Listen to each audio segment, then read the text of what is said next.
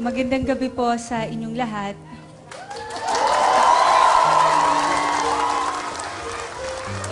Iba pala, Willie, pag kasama mo na silang lahat. Alam nyo, baka nagtataka po kayo kung paano po nangyari to. Siguro po sa buhay, no, minsan hindi natin alam how things will play out.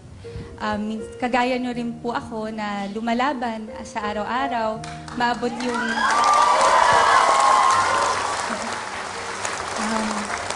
maabot po yung... naiyak po ako. Ganito pala to. Maabot po yung pangarap natin. Minsan, minsan dadaan po tayo sa masakit, mahirap na mga panahon, pero meron din naman saya. Sa family ko po, maraming salamat, no, Willie. Thank you talaga dahil salamat po.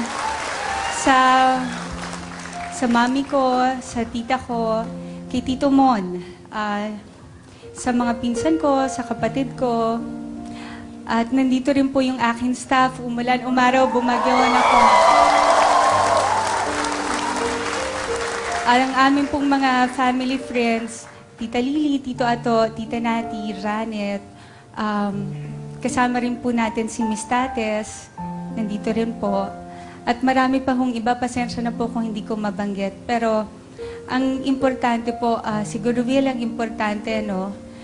Basta yung sa pagsubok, paghamon ng buhay, basta wala kang sinasaktan, wala kang tinatapakan,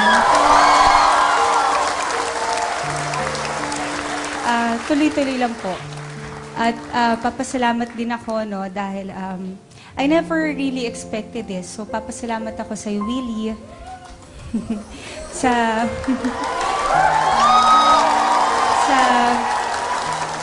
TV5 dahil po sa importansya na binibigay niyo po sa akin. So, salamat Willie, tsaka sa ating mga dancers, sa lahat ng crew, no, na ilang araw na rin natin nakakasama. Thank you. At kasama po natin si Tita Christy. Isang naging daan din po yan kung bakit ako nandito. Tsaka po si Mr. Robert Castaneda. Si Robert, si Robert. Okay. Ayan, si Robert.